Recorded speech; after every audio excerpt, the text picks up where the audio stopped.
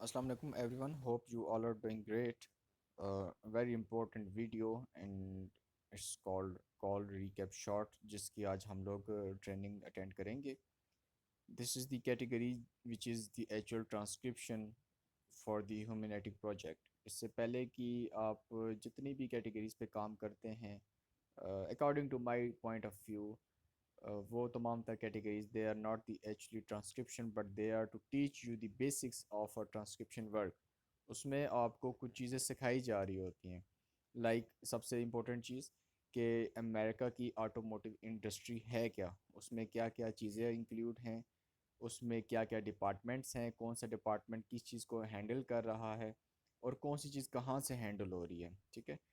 Second चीज़ आपकी listening पे काम हो रहा होता है कि आप वो जो अमेरिकन नेटिव एक्सेंट है जिससे आप लोग स्टार्टिंग से फैमिलियर नहीं है. Obviously we are Urdu speaking people, तो हमारी कौमी ज़बान उर्दू है, हमारा शुरू से इंग्लिश से वास्ता नहीं होता, तो दैट्स वाई हमारी वोकेबलरी तो बिल्टअप होती है क्योंकि हम बचपन से पढ़ते आ रहे हैं इंग्लिश. लेकिन हमारे जो ईयर्स हैं ये यूज़ टू नहीं होते सुनने के, तो इस वजह से हमें इनको पॉलिश करने में कुछ टाइम लगता है which we already have spend. और अल्हम्दुलिल्लाह it's very good experience. So finally let's move on to call recap short. ठीक है. As I always say and as like always nobody obeys के आप जब भी कोई कैटेगरी जिस पे आपने काम स्टार्ट करना है तो उसमें सबसे जो इम्पोर्टेंट चीज़ होती है वो न्यू टैब पे स्लाइड्स ओपन करना होता है कैटेगरी की. ये कॉल रिकैप शॉर्ट अभी आप देख रहे हैं. अल्हम्दुलिल्लाह volume is good and it last through out the day. ठीक है. सो इसमें ये जो आई ऑप्शन है, जब आप लैपटॉप पे भी काम कर रहे होंगे तो आप इस आई ऑप्शन पे क्लिक करेंगे तो आपके पास नेक्स्ट टैब में ये स्लाइड्स ओपन हो जाती हैं. Now keep in mind from today onward जब हम लोग रीकैप पे काम स्टार्ट करेंगे तो everyone should need to have the slides open all the time. ठीक है. From now on there would be zero tolerance on such things जैसे कि कुछ टर्म्स एंड कंडीशंस हैं, कुछ पॉलिसीज़ हैं, वर्क एथिक्स हैं, आपकी प्रोफेशनल लाइफ है, आपकी अवेलेबिलिटी आवर्स हैं, आपकी अडेरेंस है और आपकी क्वालिटी है प्लस आपकी क्वांटिटी है. इसमें से किसी भी चीज़ पे टॉलरेंस नहीं होगी. If there would be someone observe not being serious toward the work तो either there would be penalty. ठीक है. डिडक्शंस या फिर it could be termination as well. Simple as that. Because मैंने इससे पहले आपको कुछ भी नहीं कहा, उसकी रीज़न ये थी कि we all were in learning stage except me obviously not. I was in learning stage but yes जब हम ओवरऑल एक सेंटर की बात करते हैं तो I am the part of that centre as well, so I include myself into it as well. Okay. So call recap short है क्या basically? The purpose of the category call recap short is to summarise the important information discuss during a connected call. अच्छा, इसमें दो चीज़ें हैं. सबसे पहली चीज़ तो ये कि कनेक्टेड कॉल, अगर कॉल कनेक्टेड नहीं होगी तो उसमें आप रिकैप प्रोवाइड नहीं कर रहे होते हैं. तो सबसे इंपॉर्टेंट चीज़ क्या है कि कॉल कनेक्टेड होनी चाहिए. What is a connected call? ऐसी कॉल जिसमें कस्टमर हैज़ बीन फैसिलिटेटेड. ठीक है. सो दूसरी चीज़ क्या है इसमें कि हम इम्पोर्टेंट इन्फॉर्मेशन समराइज़ करें. अब ऑब्वियस सी बात है कॉल की ड्यूरेशन इवन अगर वो 1 मिनट की भी हो तो उस 1 मिनट में बहुत से हज़ारों की तादाद में अल्फाज बोले जा चुके होते हैं. So we are not suppose to write every single word as it is, वरना उसमें तो बहुत टाइम लग जाएगा. देन दे आर कॉल्स जो कि 5 या 10 या समटाइम 15 मिनट की भी हैं. सो हमने important information just connected call की प्रोवाइड करनी है. कनेक्टेड कॉल है क्या? आई will be providing all the details in detail actually. ठीक है. रीज़न इज़ कि कोई पॉइंट मिस ना हो. सो ट्राई कि कोई पॉइंट मिस ना हो और होना भी नहीं चाहिए. कनेक्टेड कॉल है क्या? A call is considered connected if the caller reaches a live qualified employ. Live qualified employ. ठीक है. लाइव मतलब कि एक मौजूद बंदा है वहाँ पे. That means voice machine recording voice mail won't be considered as live person. ठीक है. यहाँ पर ही क्लियर होगी बात. A call is considered connected if the caller reaches a live qualified employee that is able to assist the caller with his or her inquiry. Calls may also be considered connected if the call is successfully handled by an interactive system or auto attendant. This type of calls will sound like interactive recordings that ask questions or request information and require a caller to interact by making phone selections. ये जो less में चीज़ लिखी हुई है ये बहुत कम use होती है लेकिन समटाइम आ जाती है. आप में से भी बहुत कम लोग हैं जिनके पास ये वाला सिनेरियो कभी आया है. इसमें है क्या बेसिकली एक तो लाइव क्वालिफाइड एजेंट की तो बात हमें समझ आ गई कि एक इंसान बात कर रहे कस्टमर से और उसने उसको असिस्ट कर दिया, तो दैट मीन्स कि he is a live qualified person. लेकिन सम टाइम आपने ये चीज़ देखी है कि आपको इंटरेक्टिव सिस्टम के थ्रू फ़ोन सिलेक्शन क्या होती है, कीपैड से बटन प्रेस करना, तो बटन प्रेस करने से ही अगर आपका issue over the call solve हो जाता है। फॉर एग्जांपल ये सिस्टम मोस्टली यूज़ होता है अमेरिका में।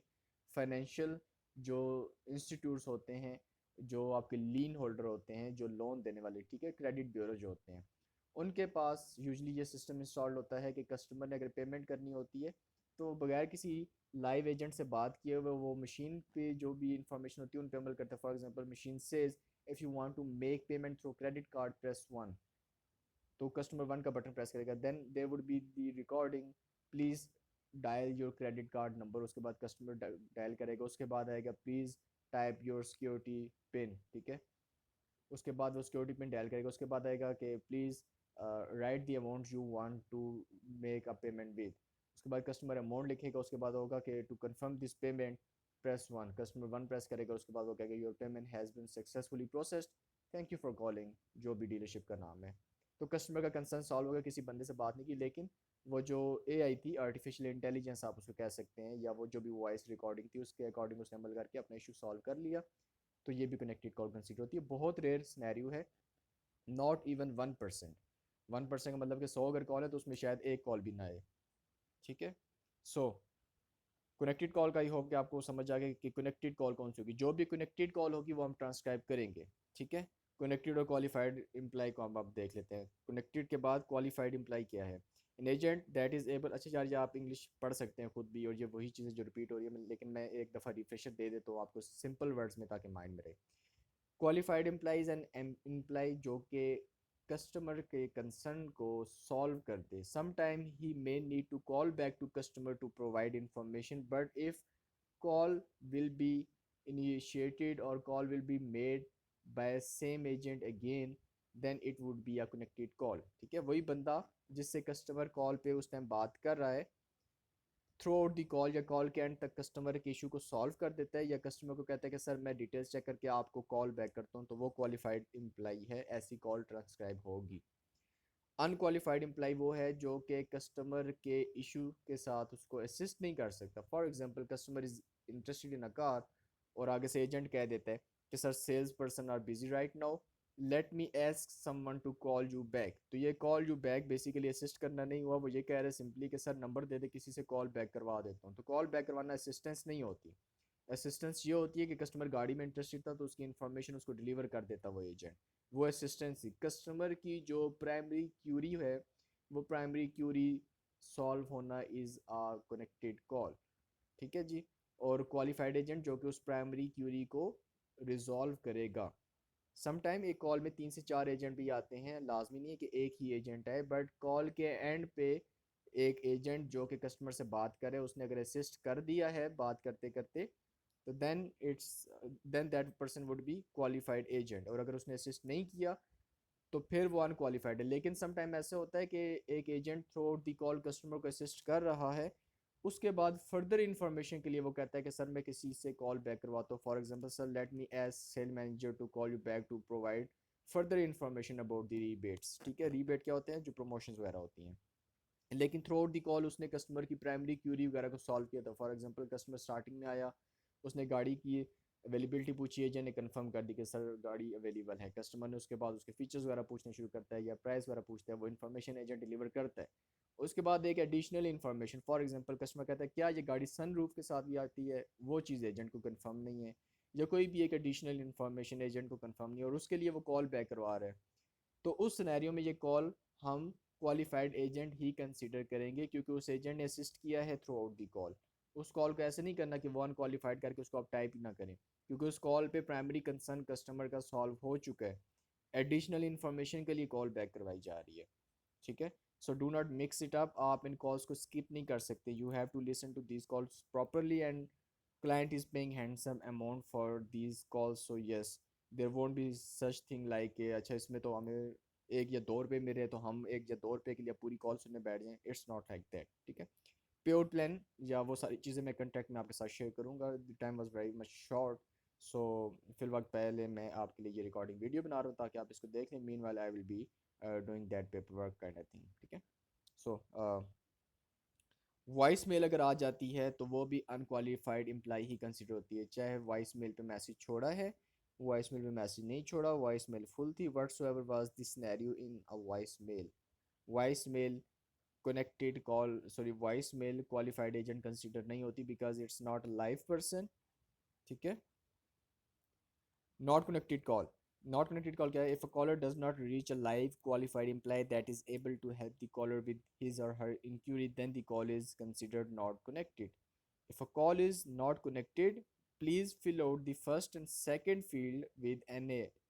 अगर कोई भी कॉल जो कि नॉट कनेक्टेड है, कोई भी ऐसी कॉल जिसमें लाइव एजेंट क्वालिफाइड नहीं था, ठीक है, किसी से कॉल बैक करवा रहा है या उसने असिस्ट नहीं किया कस्टमर को, तो ऐसी कॉल पे पहला और दूसरा क्वेश्चन NA आप उसका आंसर करेंगे, ठीक है। फर्स्ट क्वेश्चन और सेकंड क्वेश्चन में सिर्फ N/A कैपिटल वर्डिंग में ये आपने टाइप करना है। लेकिन जो थर्ड क्वेश्चन है, जो रिजल्ट ऑफ द कॉल, उसमें आपने हर कॉल में वो क्वेश्चन फिलअप करना मैंडेटरी है। अगर वो नॉट कनेक्टेड कॉल है तो उसमें आप NA लिखेंगे और NA के साथ आप स्पेस देकर रीज़न लिखेंगे कि किस वजह से ये कॉल जो है वो आपने ट्रांसक्राइब नहीं की। For example, NA space caller was unable to connect to a qualified agent, ठीक है।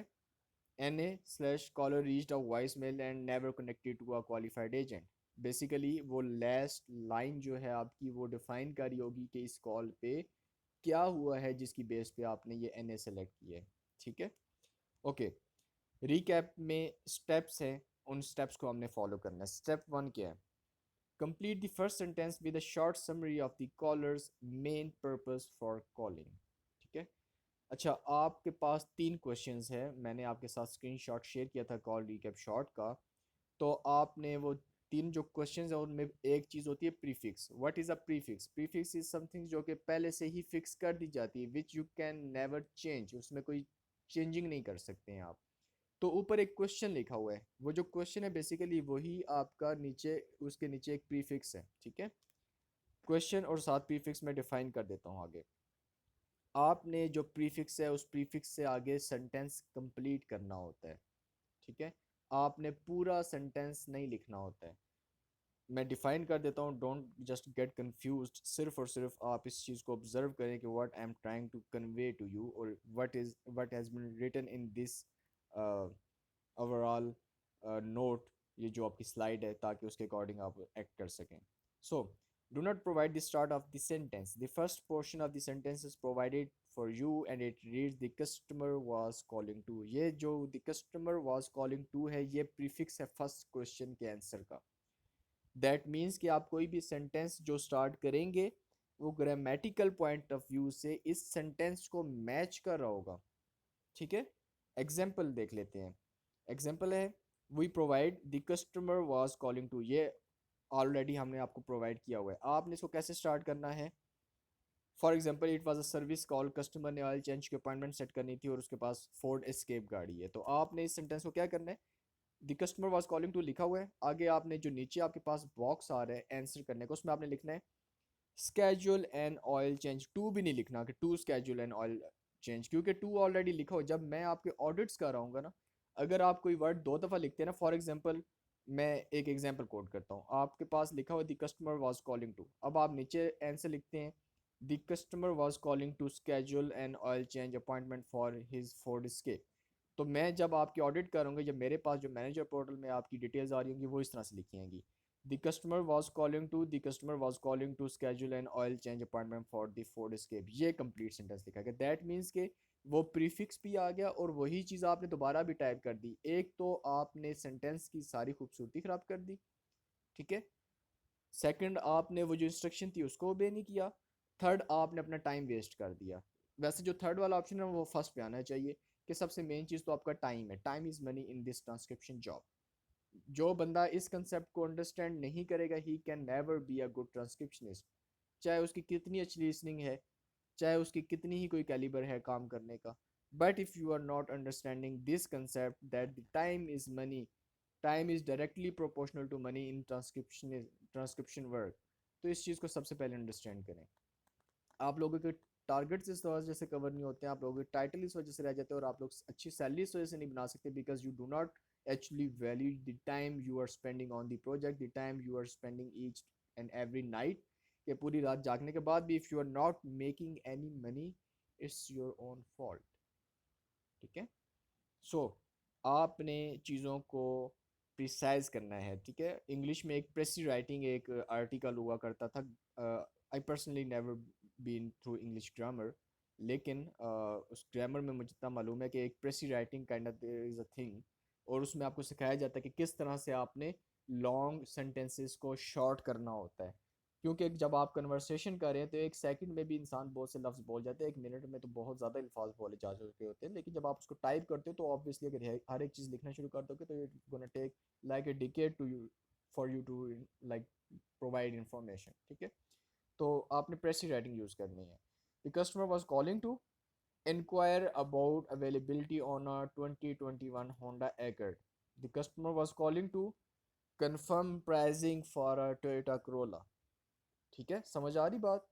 कि टू के बाद आप सेंटेंस स्टार्ट कर रहे हो, वो मैं आपको कुछ टेम्पलेट्स भी प्रोवाइड करूंगा जो कि आप कॉपी पेस्ट भी कर रहे होंगे, which gonna help you a lot while working, ठीक है। So provide specific details about the caller's main reason for calling, specific details आपने प्रोवाइड करनी है, ठीक है जी। Recap is not always about automotive industry calls. Recap में आपके पास automotive की भी कॉल आती हैं, recap में आपके पास मेडिकल की भी कॉल्स आती हैं, यानी कि डॉक्टर या हॉस्पिटल्स रिलेटेड। recap में आपके पास होम सर्विसेज की कॉल आती हैं, ठीक है। इसके अलावा recap में आपके पास वेटरनरी सर्विसेज की कॉल आती हैं। डिफरेंट इसमें ऑप्शंस होते हैं, ठीक है। होम सर्विसेज में आपकी कारपेटिंग शॉप आ जाती है, आपके घर में कोई जानवर घुस गया है, उसको रिमूव करना है, उसकी अपॉइंटमेंट सेट करनी है, ये आ गया। घर की मेंटेनेंस के रिगार्डिंग कुछ इशू है, इंटीरियर एक्सटीरियर, ठीक है, बेसमेंट रूफ टॉप कुछ भी। So basically you should be having good listening to do these calls, ठीक है। For automotive calls, you should include vehicle information such as the make, model, mileage, and price, as well as where the automobile was seen when possible. अच्छा, आपने जितनी information call में आपको provide की गई है ना, उसमें से कोशिश करनी है कि गाड़ी की जो इन्फॉर्मेशन है वो जितनी प्रोवाइड की गई है वो मोस्टली आपने टाइप करनी है। गाड़ी की इन्फॉर्मेशन लिखने का एक ख़ास पैटर्न है जो कि मैं आपको प्रोवाइड भी कर दूंगा रिटन फॉर्म में ग्रुप में।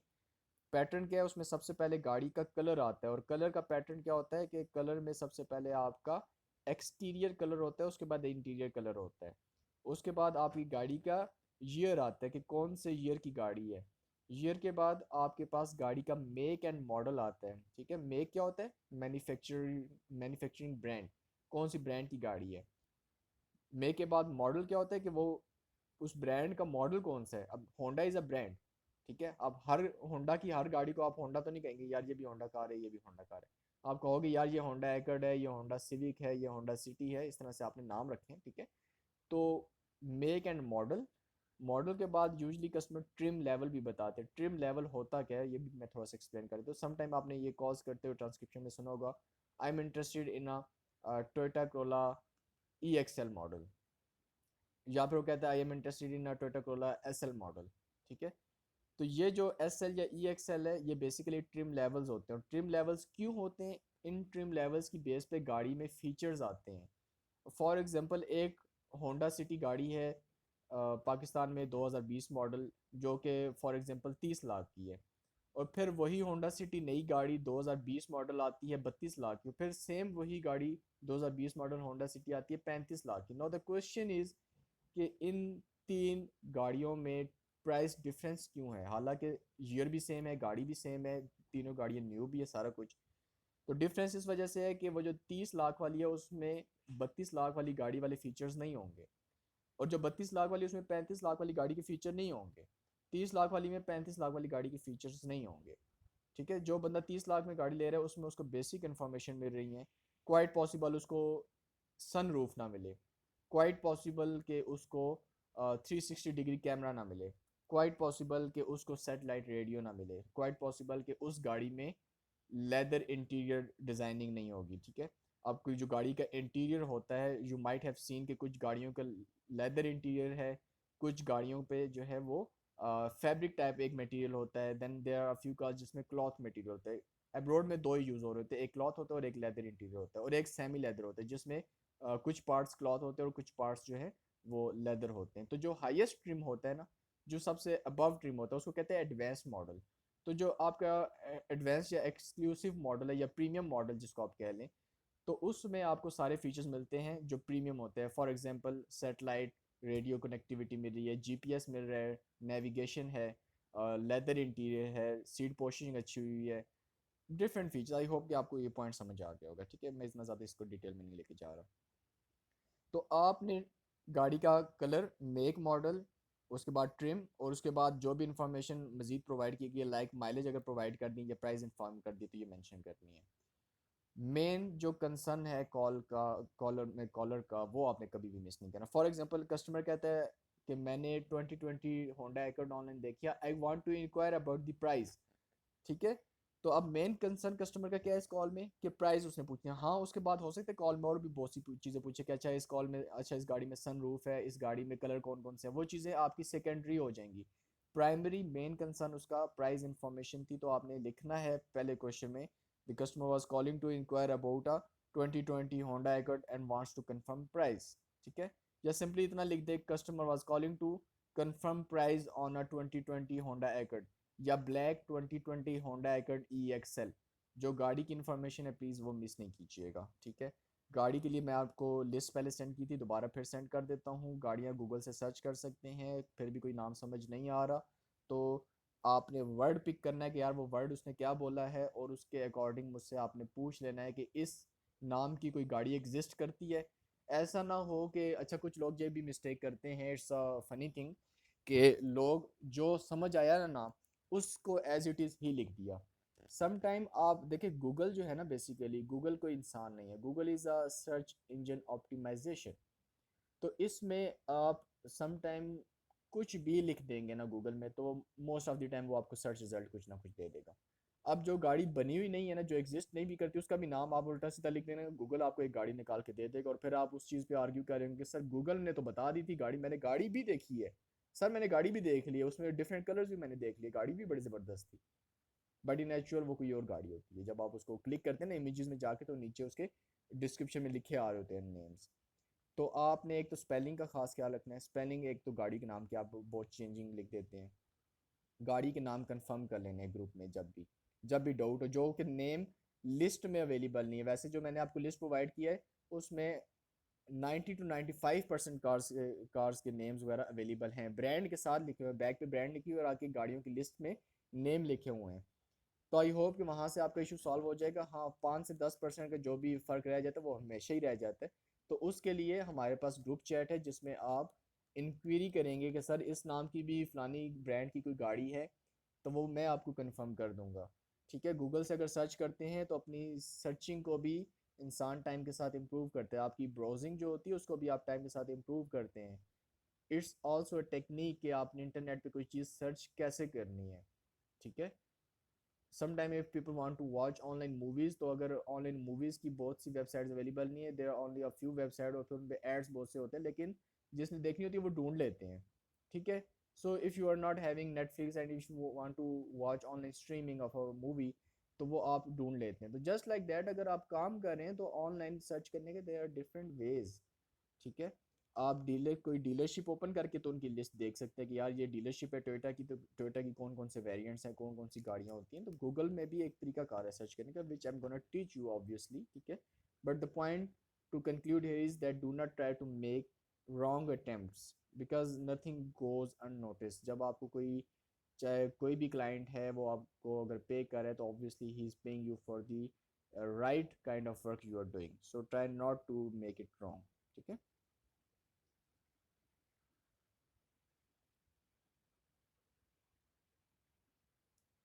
ओके। इसमें जो इन्फॉर्मेशन लिखी है वो भी एक दफ़ा पढ़ लेते हैं ताकि कवर कर ले। For automotive call you should include vehicle information such as the make model mileage and price as well as where the automobile was seen. अच्छा, ये वैसे मैंडेटरी नहीं है कि ऑटोमोबाइल आप लिखें कि कस्टमर ने ऑटो ट्रेडर पे गाड़ी देखी थी, cars.com पे देखी थी। गाड़ी की इन्फॉर्मेशन प्रोवाइड कर दिए, इट्स इनफ। प्राइस बताइए, यस मेंशन कर दे। माइलेज लाजमी नहीं है मेंशन करने, विन नंबर या स्टॉक नंबर वगैरह लाजमी नहीं है मेंशन करना। ठीक है, okay. If possible details are not provided describe the general details. अच्छा, ये जो इन्फॉर्मेशन है, फॉर एग्जांपल मैंने कहा कि यार गाड़ी की इन्फॉर्मेशन प्रोवाइड कर दे, और अगर आपको गाड़ी की इन्फॉर्मेशन ज़्यादा मिली नहीं, सिर्फ कस्टमर ने इतना बता दिया था कि मैंने ऑनलाइन एक यूज़ होंडा अकॉर्ड देखी, तो वो मेंशन कर दे कि यूज़ देखी है, ताकि कम से कम क्लियरिटी हो जाए कि उसने नई गाड़ी लेनी है या यूज़ लेनी है। मॉडल नहीं बताया कस्टमर ने, ट्रिम नहीं बताया, सिर्फ ये बता दिया कि यार मैंने ऑनलाइन एक गाड़ी देखी थी, it is a used Honda Accord. तो आप लिख दें कि customer is interested in use Honda Accord, और आगे जो भी उसके प्राइमरी कंसर्न है कि he wants to inquire the colour, या फिर he wants to inquire about the availability, और he wants to confirm price, जो भी उसका एक प्राइमरी कंसर्न है। ठीक है। उसके बाद okay, describe the general details के बाद है जी, you should include any and all appointment details. If an appointment is not discussed the summary should state that an appointment was not discussed. ये आपका फर्स्ट क्वेश्चन नहीं है basically, ये आपको सिर्फ उन्होंने बताया हुआ है कि ऑटोमोटिव कॉज में आपने मेक, मॉडल, प्राइस, इस तरह की डिटेल्स इन्फॉर्मेशन मेंशन करनी है, प्राइमरी कंसर्न आपने डिफाइन करना है, और अगर कॉल पे अपॉइंटमेंट सेट हुई है तो उसकी तमाम तर डिटेल्स प्रोवाइड करनी है आपने। और अगर आपकी कॉल पे अपॉइंटमेंट सेट नहीं हुई तो फिर आपने समरी में बताना है कि आपकी अपॉइंटमेंट सेट नहीं हुई। कहाँ पे बताना है, कौन से क्वेश्चन में किस तरह टाइप करना है, वो मैं आगे जाके आपको क्वेश्चन वाइज एक्सप्लेन करूंगा। फिलहाल सिर्फ और सिर्फ मैंने एक जनरल आइडिया दिया कि ऑटोमोटिव की कॉल की रीकैपिंग कैसे करनी है हमने। एग्जाम्पल लिखनी है, चेक कर लेते हैं। The customer was calling to inquire about a 2016 Honda Civic that they saw on Auto Trader. ये पहले क्वेश्चन का था। आंसर सेकंड क्या था, inquire about what truck the dealership had available that had less than 50,000 mileage on them, inquire about vehicle sedan, price between 20,000 to $30,000। ठीक है जी। ये सिर्फ और सिर्फ एक एग्जाम्पल कोड की हुई है उन्होंने कि ये इस तरह की कॉज आ सकती हैं आपके पास। सीडैन क्या होता है, आई थिंक पहले मैंने एक्सप्लेन भी किया था। ये कूप, सीडैन, और उसके बाद कन्वर्टेबल। ठीक है, ये चीज़ें मैंने पहले भी एक्सप्लेन की थी, अगर आपको मालूम नहीं है तो ये मैं दोबारा से आपको जो लिस्ट प्रोवाइड करूँगा कार्स की उसमें मेंशन कर दूंगा। ठीक है, कि कोप कौन सी गाड़ी होती है, सीडैन क्या है, हैचबैक कौन सी गाड़ी है, पिकअप ट्रक कौन सी गाड़ी होती है, आरवीज, कैंपर्स, ये सारी चीज़ें मैं आपको प्रोवाइड कर दूंगा। We are trying to just cut this session short, ताकि ये बहुत ज़्यादा बोरिंग या बहुत ज़्यादा लेंथी ना हो जाए, और हमें जो मेन कंसेप्ट है वो हमें कम से कम समझ आ जाए। सर्विस की कॉल जो ऑटोमोटिव की है वो आपने कैसे ट्रांसक्राइब करनी है। You should include the services and appointment request discuss, इसके साथ एक और लाइन भी ऐड कर देता हूँ। You have to provide the name of vehicle as well. ठीक है, गाड़ी का नाम भी साथ प्रोवाइड करना है। फॉर एग्जांपल कस्टमर को ऑयल चेंज करना है अपनी गाड़ी पे, उसके पास शेवी इक्विनॉक्स है, या उसके पास होंडा अकॉर्ड है, या Toyota Corolla whatsoever is the car, तो मेंशन करना है the customer was calling to schedule an oil change appointment for Chevy Equinox। ठीक है, inquire about pricing for an engine flush. ठीक है, या इंजन टॉप अप सर्विस कह सकते हैं, या इंजन फ्लूइड फ्लश सर्विस कह सकते हैं। ठीक है, whatsoever would be scenario, basically services की कॉल भी आप एज इट इज ट्रांसक्राइब करेंगे। अच्छा, एक और चीज़, डार को आपने मिक्स नहीं करना, डार वाली चीज़ें इसमें, कि डार में ये था कि आप सिर्फ सेल्स की कॉल की रिकैपिंग प्रोवाइड कर रहे थे, क्योंकि वो बेसिकली डीलरशिप अपॉइंटमेंट रिक्वेस्ट वो कैटेगरी सेल्स की थी, ये कैटेगरी सेल्स की नहीं है, ये कैटेगरी कॉल रिकैप शॉर्ट है। इसमें आपने समरीज प्रोवाइड करनी होती थी, उसमें हर कॉल की समरी प्रोवाइड करेंगे अनलेस और अनटिल अगर वो कॉल आपकी नॉट कनेक्टेड है, अनक्वालिफाइड एजेंट चल रही है, तो उसमें ऑब्वियसली आप प्रोवाइड नहीं करते, लेकिन स्टिल उसमें भी थर्ड क्वेश्चन का आंसर करना है। ठीक है। For medical, dental, veterinary, and home services, you should include inquiries about insurance coverage as well as the services, procedures, and appointment requests that are discussed. For example, the customer was calling to see if the practice accept Humana insurance, schedule an appointment for a general checkup, inquire about the pricing of blood work for a dog, ask if the dental office performs teeth extractions. So basically वो ये बता रहा है कि अगर आपके पास automotive industry के अलावा होम सर्विसेज की कोई कॉल आ जाती है तो उसमें से कुछ इंपॉर्टेंट इन्फॉर्मेशन मिस नहीं करनी। फॉर एग्जांपल अगर कस्टमर की इंश्योरेंस कवरेज है तो आपने मेंशन करना है, बिकॉज उसकी जो प्राइसिंग होगी वो कस्टमर को पे नहीं करनी पड़ेगी, बल्कि वो इंश्योरेंस के थ्रू क्लेम होती है। ठीक है, इसके अलावा सर्विसेज जो प्रोवाइड हो रही है उनकी प्राइसिंग या प्रोसीजर या अपॉइंटमेंट जो डिस्कस हो रही है आपने प्रोवाइड करनी है। ठीक है, मैं सैम्पल के तौर पे कुछ कॉज भी आपको शो करवाऊंगा। उसके बाद अच्छा, कुछ कॉज आ जाती हैं आप बाकी कैटेगरीज में भी करते हैं कि जिनका कोई मुंह सिर नहीं होता, जिनको आप जनरल डिस्कशन डालते हैं। ठीक है, डिपार्टमेंट होता है तो अदर में डाल देते हैं, इन्वेंट्री डिस्कशन होता है तो जनरल इन्फॉर्मेशन में डाल देते हैं। ठीक है जी। तो जनरल और इस तरह की अनडिटरमाइंड जो कॉल टाइप्स है जिसमें आपको एक्चुअली समझ नहीं आया कि इस कॉल में हुआ क्या था। अब समझ आने से मुराद ये नहीं है कि आपकी लिसनिंग में कोई इशू था और आपको कंसर्न समझ नहीं आया तो वो आप इस तरह से कर दें, नो। समझ नहीं आया मतलब कि आपको लिसनिंग समझ आ गई, लेकिन उस कॉल का बेसिकली कोई मुंह सिर पैर नहीं था, ठीक है। For example, there is a dealer to dealer conversation regarding business discussion, आपस में बिजनेस डिस्कस कर रहे हैं, ठीक है जी। Example, the customer was calling to check on the status of an undetermined business discussion. आपको नहीं पता यार ये क्या डिस्कशन हो रही है। बिजनेस डिस्कशन रिलेटेड जो भी कॉल्स होंगी जो कि आपको ये लगता है कि यार दो पार्टीज, दो वेंडर्स आपस में डिस्कशन कर रहे हैं, वो आपको एक्यूरेट समरीज जैसे आप नॉर्मल कॉल्स प्रोवाइड करते हैं वैसे प्रोवाइड करने की ज़रूरत नहीं है। उसमें आप सिंपल प्रोवाइड कर देंगे ऐसे इन्फॉर्मेशन जिससे ये आपको या पढ़ने वाले को पता लग जाए कि यार ये बिजनेस रिलेटेड इन्फॉर्मेशन है। जैसे ये एग्जांपल दिए, the customer was calling to check on the status of an undetermined business discussion. Obviously you don't know कितनी किस्म के बिजनेसेस हैं डीलरशिप में, क्या क्या है। हो सकता है किसी कोई क्लीनिंग सर्विस प्रोवाइड कर रहा हो सकता है कोई होम कुकिंग सर्विस प्रोवाइड कर रहा हो, ठीक है। डिफरेंट सर्विसेज हैं, तो वो आपको इस तरह से प्रॉपर समरी उनकी प्रोवाइड करने की जरूरत नहीं है। उनका तरीकाकार ये लिखा हुआ है कि आप उसमें प्रोवाइड कर देंगे, the customer was calling to check on the status of an undetermined business solution, ठीक है।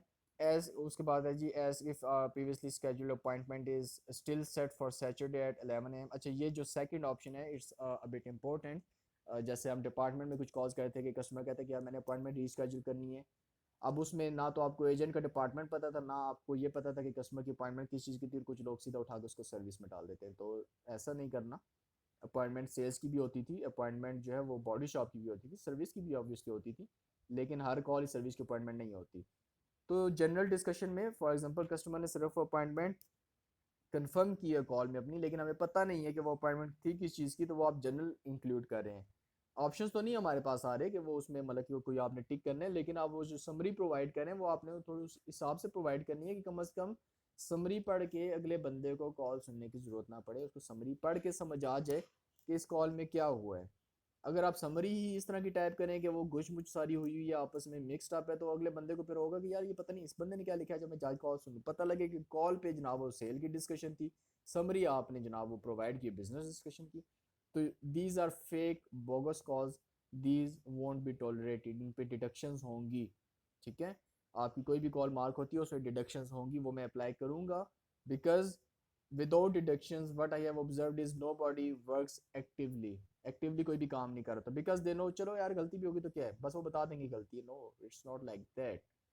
एक रिस्पॉन्सिबिलिटी नाम की चीज़ होती है while working in any organisation, so we must follow such things, ठीक है। फॉर द कॉज, अच्छा ये अभी जो चीज़ आ रही है ये रीकैपिंग के अलावा होती है। ये क्या चीज़ है, ऐसी कॉल जिसमें आप रीकैप प्रोवाइड नहीं करें। For calls that are not connected to a qualified employee you should only type N A. ये एन ए जो ये फर्स्ट और सेकंड ऑप्शन में टाइप करते हैं, फर्स्ट और सेकंड क्वेश्चन में। थर्ड में ये एन ए सिर्फ टाइप नहीं करना, थर्ड में आपने साथ रीज़न प्रोवाइड करनी है। पहले तो हम ये देख लेते हैं कि नॉट कनेक्टेड कॉल कौन कौन सी होती हैं। वॉइस मेल आ गई, मैसेज छोड़ दिया, नॉट कनेक्टेड कॉल है। कॉल आंसर की एजेंट ने, लेकिन वो क्वालिफाइड नहीं था, और उसके बाद वॉइस मेल पे ट्रांसफ़र कर दी गई कॉल। एजेंट ने कहा सर मैं ट्रांसफ़र करता हूँ कॉल सेल पर्सन को आपकी असिस्टेंस के लिए। कॉल ट्रांसफ़र हुई, सेल पर्सन ने नहीं उठाई, सेल पर्सन की वॉइस मेल आ गई, मैसेज छोड़ दिया या मैसेज नहीं छोड़ा व्हाट्सएवर, ये नॉट कनेक्टेड कॉल होगी। इसके अलावा अगर लाइव पर्सन के साथ कस्टमर मैसेज छोड़े गए, यार जेसन से बात करनी है, एजेंट कहता है सर जेसन तो अभी बिजी है, एजेंट कस्टमर कहता है okay ask him to call me back on this number, तो आप एजेंट ने मैसेज कैरी किया है लेकिन एजेंट ने असिस्ट नहीं किया प्राइमरी कंसर्न, ठीक है। तो this call would be not connected call, unqualified agent है, तो ये भी आपकी एन ए वाले सिनेरियो में जाएगी।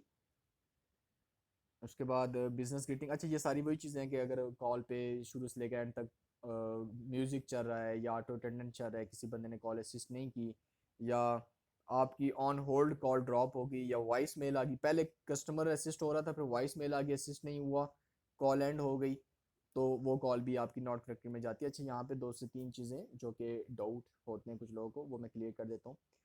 अगर एजेंट ने कस्टमर को असिस्ट किया through out the call, additional information के लिए कॉल ट्रांसफ़र कर रहा है मैनेजर को, और उसके बाद ऑन होल्ड कॉल ड्रॉप होगी, तो वो कनेक्टेड कॉल कंसीडर होगी, ठीक है। एडिशनल इन्फॉर्मेशन के लिए एजेंट किसी और बंदे से कॉल बैक प्रॉमिस करे तो वो कनेक्टेड कॉल कंसीडर होगी, वो कॉल प्रॉपर प्रोवाइड करनी है। मोस्ट ऑफ द टाइम ऐसी कॉल में अपॉइंटमेंट की सेट होती हैं। If there is an appointment in any call set by a live person, that call can never be a not connected call. This is a very simple rule of transcription कि अगर कोई भी call जिसमें agent ने appointment set कर दी, reschedule कर दी, appointment हो गई है कस्टमर की, उसके बाद चाहे कॉल ऑन होल्ड ड्रॉप हो गई है, चाहे वॉइस मेल आ गई है, ये कॉल आपकी कनेक्टेड कंसीडर होगी, चाहे किसी और से कॉल बैक एजेंट प्रॉमिस कर रहा है। अगर असिस्ट कर दिया उसने तो फिर आपकी ये कॉल कनेक्टेड ही कंसीडर्ड है। ठीक है। कोई भी ऐसी कॉल जिसमें वॉइस क्लैरिटी नहीं है, आवाज़ ठीक ही नहीं आ रही, समझ नहीं आ रही। वॉइस क्लैरिटी में दो चीज़ें हैं, अगर आपको समझ नहीं आ रही लेकिन आवाज़ ठीक है कॉल की, तो that's not a not connected call, that's your problem. वो फिर आप क्लियर करेंगे। लेकिन अगर वाकई उस कॉल में बहुत ज़्यादा हवा का शोर है, या बहुत ज़्यादा डिस्टॉर्शन कट रही है आवाज़, या बहुत दूर से क्लाइंट की या मतलब कि एजेंट की या कस्टमर की आवाज़ आ रही है कि वो बिल्कुल ऑडिबल नहीं है, फुल वॉइस भी आपने करके सुनी नहीं है Audible, you have to be sure, you gotta be sure before considering it a distorted call कि ये वाकई ही गड़बड़ या डिस्टॉर्टेड रिकॉर्डिंग है। अगर तो वो कॉल ठीक हुई और आपने उसका अटेम्प्ट नहीं किया हुआ था, वो मुझे समझ आ गई, लेकिन वो अगर आपको समझ नहीं आई थी तो दैट्स नॉट लाइक के वो कॉल नॉट कनेक्टेड कॉल थी। सो बी केयरफुल अबाउट दैट। इस चीज़ को आपने ऐसे यूज़ नहीं करना कि ओके हमें समझ नहीं आई तो दैट मीन्स कि अब तो हमारे पास तो ये ऑप्शन है, इट्स नॉट एन ऑप्शन। ठीक है। बिकॉज जो कॉल आप एन प्रोवाइड कर रहे हैं वो कॉल भी आपको क्लाइंट पे कर रहा होता है, क्योंकि आपने रिकैपिंग उसकी प्रोवाइड की, आपने कॉल सुनी और आपने उसमें से बताया तीसरे ऑप्शन में कि ये कॉल क्यों इतने आपने की है। सो ये एक तरह से आप कह लें कि मुफ्त का पैसा। सो मुफ्त का पैसा और हराम का पैसा, इस दो चीज़ों में फ़र्क होता है। ठीक है। तो मुफ्त का पैसा मीन्स कि इस कॉल पे ज़्यादा मेहनत नहीं हुई। हराम का पैसा मीन्स कि आपकी कॉल ठीक थी लेकिन आपने उसको जानबूझ के एन कर दिया। तो ये तो डेली बेसिस पे आपके ऑडिट्स होंगे। ठीक है। So try not to make mistakes. इसके बाद इसमें मैं देख लेता हूँ अगर कोई चीज़ रह गई है। बात करते करते कॉल ड्रॉप हो गई, लेकिन उस टाइम तक कस्टमर असिस्ट नहीं हुआ था, हमें उस कॉल की कोई एंडिंग वगैरह अभी तक पता नहीं चली थी, कॉल का कोई मुंह से पैर अभी तक पता नहीं चला था, बस कन्वर्सेशन स्टार्टेड थी अभी। ठीक है। या मिड ऑफ कन्वर्सेशन थी और कॉल ड्रॉप हो गई है, तो ऐसी कॉल भी आपकी नॉट कनेक्टेड कॉल कंसिडर होती है। ठीक है। इन्फॉर्मेशन डिलीवर होने से पहले, अच्छा सिंपल आपको एक रूल बता देता हूँ।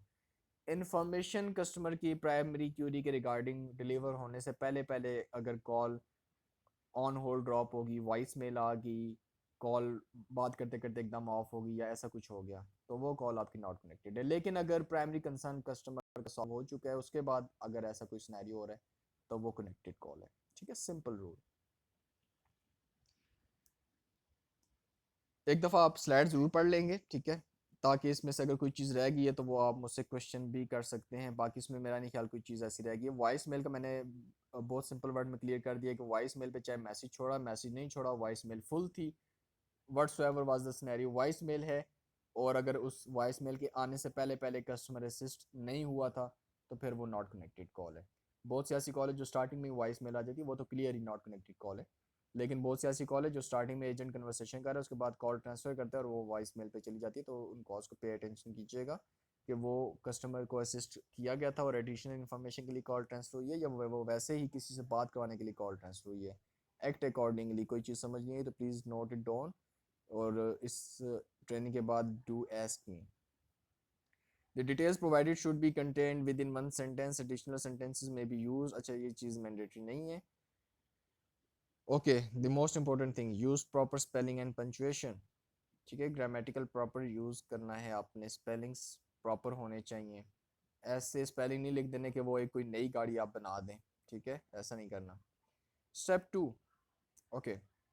Complete this second sentence with a summary of the agents response. अच्छा ये जो ऊपर चीज़ें हम फर्स्ट आंसर जो हमने करना था उसके अकॉर्डिंग हम पढ़ रहे थे, लेकिन सेकंड स्टेप क्या है कि एजेंट का जो रिस्पॉन्स था वो मेंशन करना है। Do not provide the start of the sentence. वही बात आ गई कि पहले जो प्रीफिक्स है, प्रीफिक्स से आगे से सेंटेंस शुरू करना है। मैं इसको दोबारा डिटेल में एक्सप्लेन नहीं करूंगा क्या है ये। ठीक है। एग्जाम्पल क्या है, the agent tells the customer, और उसके बाद आपने क्या लिखा कि एजेंट ने क्या बताया, that they have availability that afternoon as ask for the caller what time is best for him. Simple चीज़, आपने जो ऊपर क्वेश्चन लिखा है ना, जो आप कॉल के अकॉर्डिंग क्वेश्चन मेंशन करें, उस क्वेश्चन का आंसर भी तो आपका मैच करना चाहिए नीचे एजेंट ने जो बात की है। फॉर एग्जाम्पल क्वेश्चन आपने लिख दिया कि customer wants to confirm price of a car, और आंसर में आपने प्राइस ही मेंशन नहीं की, बाकी कुछ स्टोरी आपने लिख दी, बेशक वो आपने 4 लाइनें लिख दी, तो वो फेल कॉल है आपकी। क्यों? क्योंकि क्वेश्चन जो कस्टमर का था, और अगर आप कॉल की एंडिंग भी प्रोवाइड करोगे customer is facilitated appointment set होगी, तो क्यों, कैसे हो गई? कोई मुंह सिर्फ बना इस कॉल का? नो। ट्रांसक्रिप्शन में एक खूबसूरती होती है लिखते हुए, आपने वो बेसिक जो कुलिया है उसको नहीं छोड़ना। देखिए, एक क्वेश्चन है, आपने ऊपर क्वेश्चन मेंशन किया कि कॉलर ये पूछ रहा था एजेंट से, नीचे आपने उसका आंसर मेंशन ही नहीं किया, आपने उसके नीचे कोई और फिल्म डाल दी है, और उसके बाद आप कॉल का रिजल्ट भी क्लियर डाल रहे हैं कि हाँ जी कस्टमर सेटिस्फाई हो गया। कस्टमर कैसे सेटिस्फाई हो गया? जब, हाँ कॉल में तो ज़रूर हुआ होगा, लेकिन जो आप समरी प्रोवाइड करें उसमें नहीं हुआ होगा सेटिस्फाई। तो आप जो ऊपर प्राइमरी कंसर्न लिख रहे हैं उसका आंसर भी नीचे आपने एजेंट की साइड से करना है। ठीक है, कि कस्टमर अगर प्राइस पूछा तो नीचे प्राइस मेंशन करनी है, कस्टमर अगर किसी फीचर के बारे में स्पेसिफिकली पूछा तो मेन कंसर्न कोई फीचर पूछना तो वो फीचर नीचे मेंशन करना है।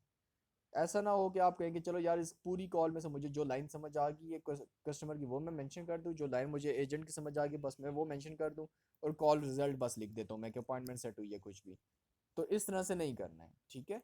Do the smart work, not the wrong work, not the hard work. ठीक है, ना हार्ड वर्क करना है ना रॉन्ग वर्क करना है, स्मार्ट वर्क करना है।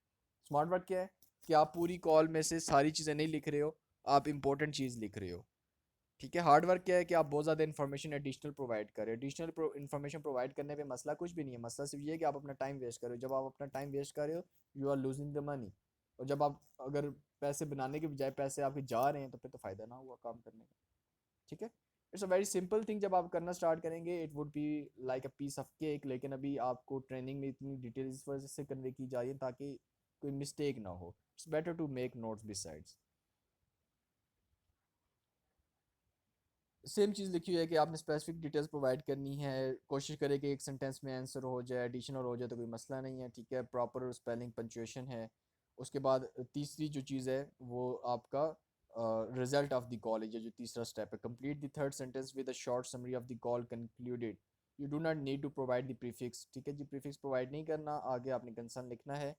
एक चीज़ जो कि रिजल्ट में आपने लाजमी मेंशन करनी है, that is appointment.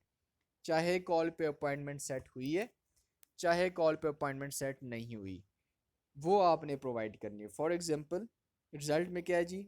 N appointment is set up for today at 2:30 PM।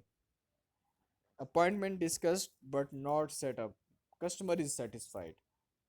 Result आप कॉल का लिख रहे हैं ना, या agent promises a call back to customer to provide additional information, या प्रोवाइड जो भी इन्फॉर्मेशन थी। ठीक है, फॉर एग्जांपल कस्टमर कहता है कि यार गाड़ी की प्राइस अवेलेबल है, एजेंट, उसके बाद फॉर एग्जांपल एजेंट को प्राइस नहीं पता था लेकिन वो एजेंट असिस्ट कर रहा है। ठीक है जी, और एजेंट ने को असिस्ट करने के लिए कॉल बैक करनी थी, तो आप इसी कॉल कैसे ट्रांसक्राइब करेंगे? पहला तो क्वेश्चन आपको क्लियर होगा कि customer want to confirm price. Second, आपने जो एजेंट ने क्या बताया कस्टमर को, agent collects caller's name and information to arrange a call back. Result of the call क्या होगा? Agent promises a call back to caller to provide information about his concern. An appointment is not set up, an appointment is not discussed, your appointment has been discussed, your appointment has been offered but not set up। तो आपने हर call पे appointment का call ending में बताना है जो connected call है आपकी।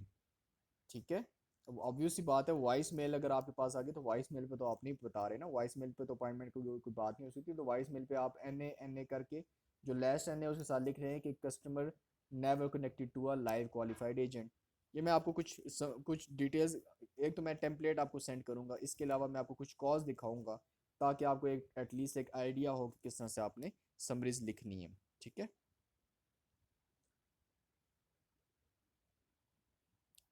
Okay, this is something important जो एंड में लिखी हुई है, please do not include sensitive PII। Basically sensitive PII information कौन सी होती हैं? ऐसी इंफॉर्मेशन जिनके लीक आउट होने से कस्टमर को कोई लॉस हो सकता है। For example, credit card information, for example customers email address, for example customers contact number, for example customer security number, कुछ भी। आई मीन आप लोगों को कम से कम इतना पता है कि अगर अकाउंट इन्फॉर्मेशन कस्टमर प्रोवाइड कर रहे हैं कि वो आपने समरी में नहीं टाइप करनी है, कार्ड नंबर बता रहे तो वो टाइप नहीं करना है। ऐसी पर्सनल इन्फॉर्मेशन जो कि प्राइवेसी कंसर्न्स होते हैं, जो कॉन्फिडेंशियल इन्फॉर्मेशन होती है, वो आपने इंक्लूड नहीं करनी। That's it for this training. It's a very simple thing, कोई मुश्किल काम नहीं है। जस्ट अंडरस्टैंड दिस, नोट्स बनाएं इसके, बहुत ईजी और बहुत ही केक टाइप थिंग है ये। जस्ट आपकी लिसनिंग होनी चाहिए और एक मैंने वो आपको ऑटो कैप्शन वाला इंस्टॉल करवाया था, पता नहीं आप लोगों में से कितने लोगों ने उसको यूज़ किया है, कितने लोगों ने अभी तक उसको चेक ही नहीं किया। अगर तो नहीं किया अभी तक तो यूट्यूब ओपन करें, उसमें आप ग्रुप में जाएं, ठीक है। एक तो यार उसको काइंडली सब्सक्राइब कर ले, मेरे लिए बार बार लिंक्स प्रोवाइड करना पॉसिबल नहीं होता, I am having a lot of things to do. मैं बार बार एक ही चीज़ नहीं कर पाता हूँ कि यार आप एक बंदे को लिंक दे दो, आप दूसरे को लिंक दे दो। तो काइंडली उसको एक क्लिक करके सब्सक्राइब कर दें। अपडेट होती है तो वो मैं आपको बता, तो आपके फ्रंट पेज पे ही आ जाएगी नोटिफिकेशन, आपको मेहनत ही नहीं करनी पड़ेगी। सेकंड चीज़ ये कि उसमें से जाके उसको यूज़ कर ले, क्योंकि रीकैपिंग में सारा काम ही आपका समरी का है, कैप्शंस का काम है। अगर आपकी समरी थोड़ी सी वीक है, सॉरी लिसनिंग अगर आपकी वीक है, तो वो कैप्शन आपकी हेल्प करेंगे। तो helping out things are available. लेकिन देखिए there is a very famous thing, मैं बार बार ये चीज़ बहुत ज़्यादा रिपीट करता हूँ, that you can drag a horse to water but you can not make him drink it. मैं आपको चीज़ें सिखा सकता हूँ दोस्त, बता सकता हूँ ये चीज़ें आपको, लेकिन करना तो आपने। अब मैं आपका हाथ पकड़ के तो नहीं करवाऊंगा, या आपके पास आके तो मैं टाइप करके तो नहीं दूंगा। मैं बता ज़रूर सकता हूँ, सिखा ज़रूर सकता हूँ, करना आपने। तो मैंने वीडियोस बना दी, मैंने डिटेल्स कन्वे कर दी, मैंने सॉफ्टवेयर प्रोवाइड कर दिया, आपको यूज़ कैसे करना है it's up to you. Hope इसमें आपको कोई डाउट नहीं रहा होगा। Still if there is any doubt, note कर लें, मुझे स्काइप में सेंड कर दें, I will be answering that. आप ये जो भी वीडियो देखेगा, वीडियो देखने के बाद मुझे पर्सनल मैसेज में नोटिफाई करेंगे कि मैंने वीडियो देख ली, ताकि मैं उस हिसाब से आपको उस हिसाब से डील करूँगा। जिसका मुझे रिस्पॉन्स आएगा मैं उसी को डील करूँगा, और उसी को डिटेल्स जब मुझे क्लियर हो जाएगा कि हाँ इसको सारी इन्फॉर्मेशन मैंने डिलीवर कर दी है, then you will be getting your ID। With each passing day you are actually losing your own money, ठीक है। अगर कल भी आपकी छुट्टी गुजारी है आपने, तो छुट्टी तो एंजॉय की है, लेकिन अपेरेंटली एक दिन काम नहीं हुआ, उसका लॉस हुआ है। आज का दिन भी अनदर डे इज गॉन। आज भी हमारी एक तरह की प्रैक्टिसिंग है, कल से हमारा वर्किंग डे स्टार्ट हो रहा है, ठीक है। So try not to waste any more days. आज ये सारी चीज़ें, हर एक क्वेश्चन, हर एक कंसर्न, सारी चीज़ें क्लियर हो जाए, कुछ कॉल्स हिट करें, चाहे वो जितनी भी कॉज हों, लेकिन ये है कि कुछ कॉज आज हिट करनी है, ताकि वो आपकी प्रैक्टिसिंग हो जाए एक तरह से, ताकि हम कल से इसको प्रॉपरली प्रोसीड करें। अगर कल प्रैक्टिसिंग हो रही होगी तो फिर परसों प्रोसीडिंग हो रही है आपकी, तो apparently you this is the money, your own money which you are losing each day. तो जो भी ये वीडियो देखेगा, वीडियो देखने के बाद कंटेक्ट मी ऑन स्काइप, ताकि मैं आपको बाकी चीज़ें जो भी सॉफ्टवेयर इंस्टॉल करवाने हैं, जो भी डिटेल्स कन्वे करनी है वो बताऊँ, और उसके अकॉर्डिंगली हम इस चीज़ को प्रोसीड करें। Thank you so much.